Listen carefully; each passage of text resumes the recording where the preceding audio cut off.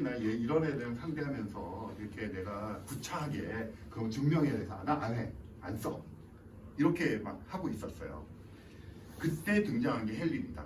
헨리가 당시에 영국 왕립 그 학회 회장을 이제 하고 있었는데, 이 헨리는 두루두루 사람들하고 친한 사람이었나 봐요. 이 사람을 찾아가서 달래고, 뉴턴을 찾아가서 달래고.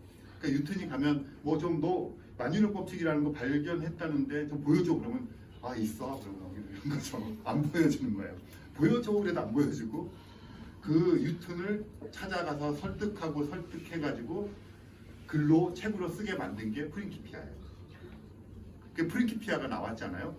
그럼 이제 이걸 쓰게 했어요. 그 대단한 거죠. 뭐 뉴턴은 나는 안 써도 뭐 내가 뭐 이미 그런데 뭐 쓸 필요도 없고 뭐 그런 걸 구차하게 써 막 이러고 있었던 상황인데, 헨리가 끊임없이 그것이 갖고 있는 의미, 중요성을 얘기를 하죠. 그래서 끄집어내려고 노력을 하고, 헨리 속이 얼마나 터졌겠어요. 그래서 속 터지는 사람인데 중재자죠, 지금으로 말하면. 또 여기 찾아가면 뉴턴 욕을 얼마나 하겠어요. 들어주면서 아 그래 너도 네 말도 맞고, 뭐 뉴턴 찾아가면 또 이 사람 욕을 얼마나 했겠어요. 또 네 말도 맞고. 이거를 이제 해가면서 어떻게든 그 당시 사회에서의 그런 진보를 이루려고 했던 사람이 헨리예요. 그래서 결국 넘겨봐 주시죠. 네, 뉴턴식 망원경이고, 네, 뭐 이런 그 스프링에서 이런 거 하는 거, 아까 후크 이런 분에서 지금도 용수철 그런 거 할 때 다 후크의 법칙 그렇게 얘기하잖아요. 그러니까 엄청난 과학자세요. 이것도 불운하긴 했지만, 네, 넘겨봐 주세요.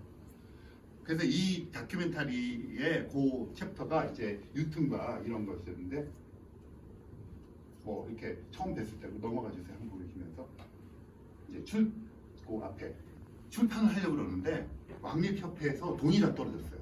그게 무슨 식물도감 같은 걸 대대적으로 발간했는데 안 팔렸어요. 돈이 없는 거예요. 그래서 뉴턴은 또 삐졌죠. 네가 이 말 듣고 이렇게 열심히 썼는데 이거 출판도 안 되고, 그러니까 헨리가 자기 돈으로 자비를 출판했어요. 프린키피아. 그래서 프린키피아가 나온 거예요. 그러니까 헨리 없었으면 우리 어떻게 할 뻔했습니까? 오늘 이 파티도 못 하는 거예요.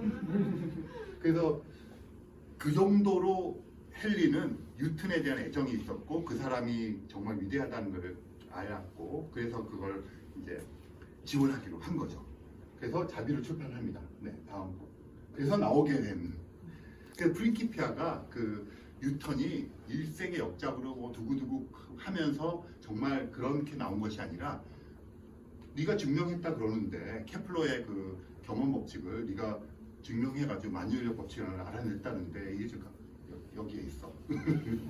여기에 있어. 그리고 너희들 이해도 못할 거야. 그러는 거를 가서 달래고 윽박지르고 막 이래가지고 끄집어냈고, 그래서 이제 원고를 만들었고, 그 다음에 출판도 자비로 해가지고 집에다 자기 집에 쌓아놓고 이렇게 나오시면서 그렇게 된 거예요. 그러니까 이 책이 그때 안 나왔더라면 어땠을까 생각해보고, 아마 프린키피아 읽어보신 분 계세요 혹시? 그 뭐 서울대학교, 연세대학교, 뭐清華대학교 뭐 이런 데서 보면 그 권장도서 목록 있잖아요. 100권, 200권 거기에 꼭 끼어요.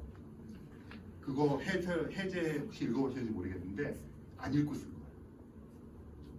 일단 교수들이 안 읽었을 거예요. 그 쓴 거. 제가 보니까 100% 안 읽었어요. 그리고 자기가 쓰지도 않았어요. 조교시켜서 한번 쓰라고 했겠죠. 프린키피아에 대해서 갖고 있는 오해가 있어요. 만유인력 법칙 이런 거 막 미분 방정식으로 풀었을 거 생각하는데요. 이때 미분이라는 거를 이제 이분이 발명을 해가지고 라이프니츠라고 하는 독일 두 사람이 동시에 발견했거든요, 미분을. 그러니까 이 세상에 미분을 이해하는 사람은 2명밖에 없는 거예요. 근데 이런 책을 썼는데 미분을 해가지고 쓰면 안 되니까 기하학으로 표현했어요. 만유인력 법칙, 그러니까 대포 쓰면 조금 살살 쓰면 가다 떨어지고, 적당히 쓰면 지구를 돌고, 빨리 쓰면 지구를 탈출한다. 이런 유명한 그림 보셨죠, 대포. 그런 것이 다 기하학적으로 이 뉴턴의 세 가지 법칙을 기하학으로 설명한 책이에요. 여기는 미분 방정식이 안 나와요. 근데 막 그렇다고 써놓은 사람들도 있어요. 안 읽고 써가지고. 그리고 이 프린키피아 책이 왜 두꺼운지 아세요? 그 세 가지 법칙만 얇아야 되잖아요. 뒤쪽에 당시에 쟁점이 되었던 것, 물성에 대한 것, 뭐 이런 것들에 대한 반박. 지금 우리가 알 필요는 없지만 뭐 지금 예를 들어서 뭐 암흑 물질에 대한 쟁점이 있을 거 아니에요. 그럼 이 당시에 유체역학적인 쟁점 같은 게 있을 거 아니에요. 그것에 대해서 뭐 데카르트가 이렇게 얘기하는 것을 나는 그게 아니라 반박하는 그런 내용들이 여기 쫙 실려 있어요. 그래서 프린키피아를 안 읽어본 사람들이 그 목록에 쓰고 있고, 사실 저는 그 처음부터 읽을 필요는 없다고 생각해요. 왜냐하면 지금은 여러분들이 F는 MA 한 줄로 이렇게 딱 알 수가 있는데, 이 책은 역사적인 의미가 있지만 지금 뉴턴의 법칙에 대해서 알고 싶으면 교과서 보거나 교양과학책 보는 게 훨씬 낫거든요. 하지만 그럼에도 불구하고 한 번쯤은 읽어볼 가치가 있다고 하는 것은 그런 과정을 거치고, 물론 이해는 안 가겠고 당시 쟁점은 다 낡아서 더 이상 얘기할 필요 없는 쟁점들도 많이 수록하고 있지만, 어떤 시대에 한 위대한 과학자가 당시에 어떤 고민을 하고 했는가, 이런 고민의 그 오브젝트는 달라졌겠지만 지금 우리도 이러한 치열한 그 토론을 해야 된다는 거, 그런 거를 볼 수도 있고요. 또 좀 덕후적인 취미가 있으신 분들은 한 번쯤 보실 필요가 있어요. 그래서 한번 보시면 좋겠다는 생각하고, 이것만 해도 그 헨리는 그냥 할 일을 다 한 것 같지 않으세요? 그래서 제가 어디 글에다가 글 썼는데, 그 달이라는 걸 가지고 이렇게 쓰다가 이제 어떤 사람은 태양 같은 사람이 어떤 달 같은 사람이 있잖아요. 태양은 자기 자신이 빛을 내는 거고 달은 그 빛을 받아서 반사하는 거잖아요. 그래서 예를 들면 뉴턴이 태양이라면 헨리는 달 같은 사람인 것 같아요. 그 뉴턴의 빛을 받아서 이제 반사시켜준 거죠. 그러니까 헨리가 없었더라면 뉴턴이 없었던지 최소한 또 한 100년 이렇게 늦게 그런 데 나타나게 했을 것 같아요. 그래서 뉴턴을 생각할 때 헨리 생각하면 좋겠다. 다음 넘어. 그런데 이 헨리가 그냥 헨리 해석만 발견하거나 프린키피아를 자기 출판한 것을 그치지 않고 굉장히 많은 일을 하셨어요. 그러니까 오지랖이 엄청 넓은 사람 같아요. 다이빙벨 기억하세요? 다이빙벨이라고 해서 잠수정, 그거를 누가 발명했느냐 하면 헨리가 발명했어요. 그걸 타고 자기가 내려가면서 그 실험을. 그 다음에 인구 통계할 때 이렇게 뭐 인구 조사하는 방법론 있잖아요. 그걸 처음으로 개발한 사람이 헨리예요. 그 다음에 별자리 있잖아요. 남반구와 북반구 별자리를 합쳐가지고 통합적으로 하고 그 별자리 그 리스트 책을 만든 사람도 이 사람이에요. 혹시 그 일기예보 할 때 이렇게 해가지고 꼬리 해가지고 바람 풍향 세고 방향 이런 거 기호 있잖아요. 그 기호를 발명한 사람도 헨리예요. 불쌍한데. 엄청나죠? 엄청난 사람이에요. 한번 또 넘겨보실래요? 잠수정 설계, 이게 다이빙벨 똑같은 거예요. 그 다음에 넘어가 보시죠. 기상도에 이런 거 있잖아요. 뭐 가구 이런 거 한 사람이거든요. 또 보실까요? 그 지구와 태양 사이의 거리를 재는 방법도 고안했어요. 도대체 뭐야 이 사람, 그죠? 우리는 헨리 해석으로만 알고 있지만 이렇게 다양한 사람이었던 거죠. 네, 또 넘겨봐 주세요. 인구 통계학 기틀 맞아. 항성이라는 게 단어가 이제 한자로 쓰지만 항상 거기에 박혀 있다는 건데, 이 항성이라고 하는 별들도 고유한 운동을 가지고 있다 하는 것들을 또 처음으로 알아낸 사람도 헨리예요.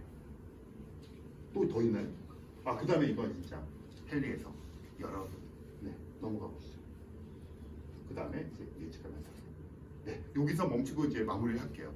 그러니까 헨리는 뉴턴의 달 같은 사람이었고요. 지금 보신 것처럼 헨리는 그 자신 자체로도 엄청나게 많은 일들을 해서 정말 그 우리에게 빛과 소금 같고 달 같은 사람이었고, 뉴턴을 그야말로 끌고 간 사람이었다, 그렇게 말씀드릴 수가 있을 것 같아요. 네. 그래서 헨리의 재발견, 뉴턴과 헨리는 떼어놓을 수 없는 사람이다. 저는 뉴턴의 업적에 또 뉴턴이 행한 그런 것에 몇 퍼센트? 15% 정도는 헨리의 몫으로 줘도 되지 않을까, 그런 생각을 해봅니다. 네, 여기까지 하겠습니다. 감사합니다. 네, 그러면 뭐 질문 있으면 받기로 하죠. 거기 불 좀 켜주세요. 네. 일단 잘 됐습니다. 네, 감사합니다. 궁금한 게 헨리가 뉴턴을 되게 신뢰를 하고 이 사람의 연구를 발표를 하려는 거에 대해서 어떤 학자로서의 존경도 느껴지고 이런 걸 알 수 있는데, 반대로 뉴턴이 헨리를 어떻게 생각했는지 좀 궁금해서 그 부분이 있습니다. 네, 그러니까 지금 처음에 제가 이제 제목을 잘못 지어가지고 헨리를 노출시키는 바람에 뉴턴이 이제 뭐 아마 다 그 아시겠지만 부모와의 관계 같은데도 되게 트라우마가 있고 사람들한테도 되게 그 트라우마가 있어가지고 굉장히 내면적으로 갔던 사람이고 이 사람은 정말 연금술에 목숨 걸었던 사람이거든요. 그래서 그렇게 했는데 그러니까 사람을 잘 믿지 않죠. 근데 이 헨리에 대해서는 보면 굉장히 툴툴거리지만 굉장히 의존했고 신뢰가 강했던 것 같아요. 그러니까 다른 사람이 찾아왔고 뭐 했을 때는 거들떠보지도 쫓아내다가 헨리가 하면 이렇게 밀어내는 척하면서 어쨌든 완성해내고 그건 헨리가 갖고 있는 그런 능력이기도 하지만 기본적으로 뉴턴이 헨리에 대한 기본적인 신뢰와 존경이 없으면 이루어질 수 없는